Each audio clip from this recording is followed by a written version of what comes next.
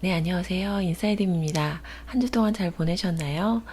제가 오늘은요, 고통에 대한 얘기를 하려고 해요. 많은 사람들이 이제 인생 사는 것이 힘들고 너무 고통스럽다고 느끼면서 하루하루를 살아가실 거라고 생각을 해요.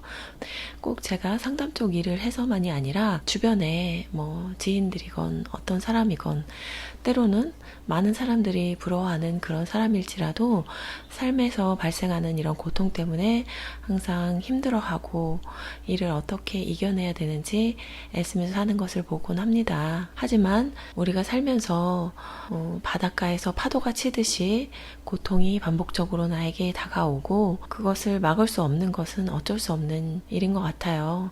그렇지만 이 고통을 보는 시각은 조금 사람마다 다른데요. 이것이 어떻게 보면 그 인간의 어떤 성숙도 라고 볼 수도 있을 것 같아요. 그래서 당나귀와 관련된 어떤 일화를 하나 말씀을 드리고 싶어요. 당나귀 한 마리가 우물에 빠진 거예요. 그래서 이제 주인이 당나귀를 이제 주민들과 함께 꺼내고 싶어서 이렇게 노력을 하다가 해도 안 되니까 이제 너무 안타까운 마음에 차라리 여기에다가 이 당나귀를 묻어주자. 라고 의견을 모으고 거기에 이제 돌과 흙들을 우물에 붓기 시작했어요. 그런데 뜻밖의 일이 일어나죠. 이렇게 매장당해서 죽을 줄 알았던 당나귀가 사람들이 부어준 그 돌이나 흙들을 밟고 점점 위로 올라온 거예요. 그래서 마침내 이제 우물 밖으로 빠져나오게 되는 그런 얘기가 있어요. 이 이야기에서 말하는 흙이나 돌들 이런 것들이 우리 인생에 발생하는 그런 고통과도 비슷하게 볼 수 있을 텐데요. 어떤 사람은 삶에 발생하는 고통 때문에 무너지고 나를 포기하고 세상과 사람들을 저주하며 살기도 하지만 또 어떤 사람들은 그걸 밟고 일어나서 세상에 더 선한 영향력을 미치고 더욱 단단한 사람으로 삶을 살아내기도 하잖아요. 이런 삶의 자세와도 관련이 되는 게 회복 탄력성이라는 게 있어요. 이게 심리학계에서는 굉장히 한동안 되게 이슈가 됐던 항목인데요. 이제 회복 탄력성이라는 거는 이제 문제가 생겼을 때 이제 제자리로 돌아오는 그런 힘인데요. 어떻게 보면 고난을 이겨내는 긍정적인 힘이라고도 할 수 있겠죠. 삶이 휘청일 만큼 힘든 일이 일어났을 때 정말 누군가를 탓하고 미워하고 원망하고 그렇게 되기 굉장히 쉽죠. 그렇지 않은 사람들조차도 또 자기 자신에 대해서 네가 그러지 말았어야지 다 네 탓이야.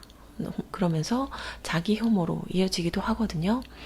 이 두 가지를 다 하지 않고 내게 일어난 일들이 분명히 나의 성장에 도움이 될 거라는 믿음으로 그것을 하나씩 이겨내는 힘을 가지는 그게 바로 가장 좋은 예라고 할 수 있겠죠. 사실 사람들이 자살을 하는 그 이면에도 대부분 이 고통을 끝내고 싶다. 그 동기가 대부분이라고 하죠. 이 고통으로부터 벗어나고 싶고 죽음이 그것을 해줄 수 있다고 생각하는 데서 기인하는 경우가 많다고 하죠. 그런데 정말 자살이 이 고통을 끝내줄 수 있을 것이냐라는 것을 들여다보면 영성 쪽에서는 오히려 그것이 큰 어려움으로 이어진다고 얘기를 하죠. 이것에 대해서 증명할 수 있는 사람은 없어요. 하지만 이 영성적인 시각이 여러분들이 세상을 보는데 어떤 관점을 주고 나의 감정에 어떤 영향을 주는지를 이제 보면서 생각을 하셨으면 좋겠어요. 사람이 태어나기 전에 먼저 이번 삶에서 어떤 것을 배우고 익힐지 어떤 경험을 할지를 계획을 하고 지구에 인간으로 태어난다고 하죠. 이제 어떤 환경에서 태어날지 뭐 문화라든지 국가라든지 어떤 부모 밑에서 태어날지까지 이제 다 스스로 계획을 하고 태어난다고 해요. 그리고 삶에 있어서 일어나는 아주 중차대하고 커다란 일들은 거의 계획하에 일어난 것이고 우리의 삶이 그래서 어떤 계획을 바탕으로 이루어지는 시뮬레이션이라고 얘기도 합니다. 그래서 나한테 일어나는 모든 일들이 사실은 나에게 가장 필요하고 가장 좋은 일이라고 해요. 삶의 목표가 행복이라고 두면 조금 괴롭죠. 왜 자꾸 이런 힘든 일이 일어나고 내가 원하는 것들이 이루어지지 않는지 그런 쪽으로 생각이 이어지게 되어 있는데요. 우리 삶의 목적이 경험을 통해서 성장하는 것이라면 조금 시각이 달라지겠죠? 세상에 고통 없는 사람은 없고요. 여러분들이 부러워하는 그 사람조차도 우리가 알지 못하는 그런 고통으로 또 많이 고민하고 노력하면서 살고 있을 거라는 거죠. 세상에 살면서 죽고 싶다는 생각 한 번 안 하고 살아본 사람이 있을까요? 아마 그렇지 않을 거예요. 나만 힘들 거다, 아니면 내가 제일 힘들 거다라는 게 정말 어리석은 생각이고 맞지 않는, 그러면서 또 나를 괴롭히는 그런 생각입니다. 우리에게 고통을 주는 그런 외부의 사건들은요, 사실 우리 내면에 잠재되어 있는 상처라든지 비합리적인 신념을 해결하기 위한 아주 좋은 도구가 돼요. 우리 안에 그런 것이 있는지도 모르고 살다가 이제 그런 일들이 생기고 내가 감정적인 반응을 하면서 나한테 이런 게 남아 있었네, 나한테 이렇게 왜곡된 시선이 있고 왜곡된 신념이 있고, 그 이면에 상처라든지 아니면 나의 유형적인 그런 특징들이 이제 베이스에 있구나, 이런 걸 알게 되고 하나씩 해결을 하게 되면 우리가 여기서부터 벗어나게 되는데요. 이제 이런 고통을 보는 것들에 대해서 시각을 달리하고 반복적으로 삶에 오는 상처들, 고통들을 어떤 나의 내면에 있는, 나의 무의식에 있는 것들을 정화하는 데 사용하게 되면 나의 삶도 점점 달라지고 나의 기본적인 감정 상태도 달라지는데요. 그러면서 고통을 보는 시각도 굉장히 긍정적으로 바뀔 수가 있어요. 타인이 어떤 말을 했을 때 누군가는 그 말로 휘청이고 괴로워하고, 어떤 사람은 전혀 타격을 받지 않기도 하잖아요. 이런 것들이 그 사람 내면에 그 말을 번역하는, 왜곡하는 필터가 장착되어 있기 때문이네요. 그 필터는 어떤 유형적인 요소 때문에 생길 수도 있고 그 사람의 어떤 과거의 상처 때문에 생길 수도 있거든요. 그래서 이런 왜곡된 부분을 이제 교정하는데, 저 사람이 그런 말을 함으로 인해서 내 안에 이런 왜곡된 필터가 있다는 걸 보게 됐네, 되게 감사하다, 이렇게까지 생각할 수 있게 되면 정말 성숙한 사람이겠죠. 저는 아직 거기까지는 되진 못하지만 어떤 삶에 있어서 부딪힘이 있고 그것이 나에게 고통으로 와 닿을 때, 이번 계기를 통해서 내 안에 있는 것을 또 하나 발견했네 라고 차마 감사하다고까지는 생각하지 못하기도 하지만, 그래도 이것이 나에게 좋은 계기이고 기회라고까지는 이제 받아들이는 그런 경지에는 됐거든요.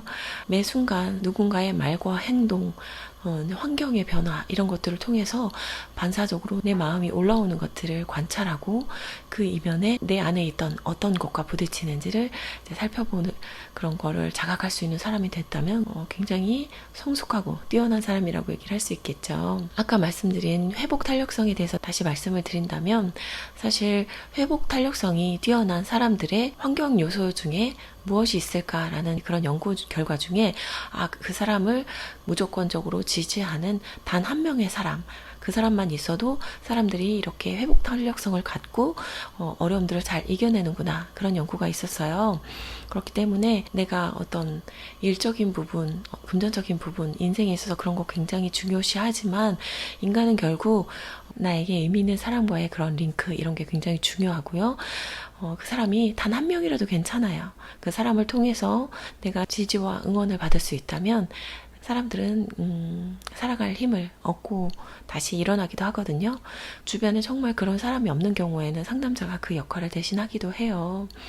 내 삶이 너무 고통스럽고 견디기가 힘들고 그냥 삐뚤어질 테다, 그렇게 해서 또 누군가에게 함부로 대하고 상처를 주면 시원하다, 내가 이렇게 안갚음을 해서 정말 너무 잘한 것 같아 라고 그렇게 결론이 나지를 않아요. 언젠가 또 그때 그러지 말걸, 내가 왜 그랬지, 또 자신을 자책하게 되는 또 다른 고통의 요소로 이어지게 되거든요. 그렇기 때문에 조금 힘들 때, 무너질 것 같을 때 아까 말씀드린 그 당나귀 얘기를 생각하면서 조금 더 용기를 내고, 사실은 이걸 통해서 분명히 내가 배울 점이 있고 성장할 수 있는 그런 사람이라고 생각을 하면서 나 자신을 조금 믿어주시면 좋을 것 같아요. 제가 다른 영상에서 저는 환생의 개념을 믿는다고 말씀을 드린 적이 있는데요.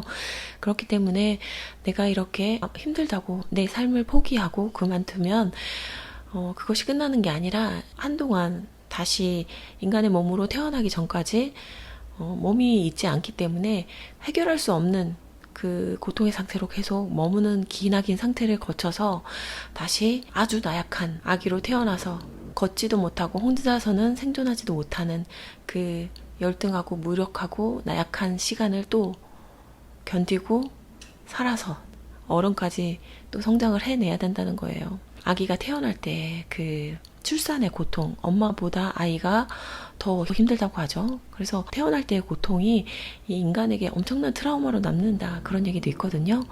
그 탄생의 고통, 걷지 못하고 누가 먹여주고 케어해주지 않으면 살아남을 수 없는 그 아기로 사는 열등하고 나약한 아기의 삶도 만만치 않거든요. 그렇기 때문에 그래도 내가 어른으로 자라서 내 힘으로 무엇인가 도전해서 살아낼 수 있다는 것 자체가 굉장히 많은 것들을 이뤄낸 그런 힘이 있는 그런 사람이라는 걸 잊지 마시고요. 특히나 타인과의 비교를 멈추시길 바랍니다.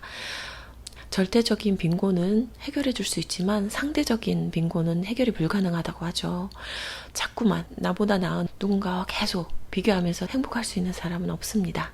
그래서 그 비교를 멈추시고 나란 사람의 장점에 자꾸 포커싱해서 내가 가진 것, 내가 삶에 있어서 감사할 만한 것을 노트로 한번 길게 써보시길 바랍니다. 그렇게 하셔서 삶에 있는 그 위기와 고통들을 잘 극복하시고 내 삶이 책으로 쓰면 몇 권일 정도로 내가 힘들었지만 이렇게 극복하면서 살아냈노라.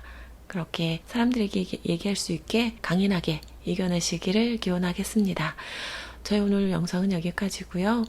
코로나도 그렇고 경제적으로도 그렇고 어려운 시기일 거라고 생각하고 있습니다.